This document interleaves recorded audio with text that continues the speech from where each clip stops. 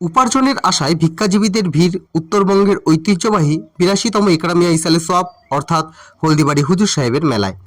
হুজুর সাহেবের মেলার দিনগুলি নাজিমুল হোসেন, সোহেল সরকার, সুহানা, ভুটকিদের কাছে ভিন্ন মাত্রা পায়। সারা বছর এই দিনটির প্রতীক্ষায় থাকেন তারা। তাদের কাছে দিনগুলো উপার্জনের সঠিক সময়। বিভিন্ন জেলার পাশাপাশি ভিন রাজ্য থেকে ছোট ছোট শিশু, কিশোর থেকে বৃদ্ধ বৃদ্ধারা উপস্থিত হন হলদিবাড়ি হুজুরের মেলার মাঠে। তাদের অনেকেই আবার বিশেষভাবে সক্ষম। কারো হাত নেই, কারো নেই পা, কেউ বা চোখেই দেখতে পান না। তাদের খেয়াল রাখার মানুষেরও রয়েছে যথেষ্ট অভাব। মেলায় ভালো উপার্জন হলেও তাদের থাকতে হয় মেলার অস্বাস্থ্যকর পরিবেশে।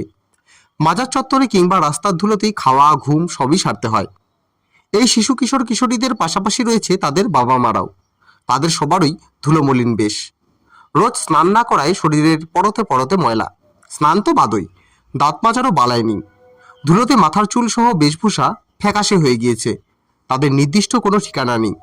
বিভিন্ন মেলায় ঘুরে ঘুরে ভিক্ষে করে উপার্জন করে।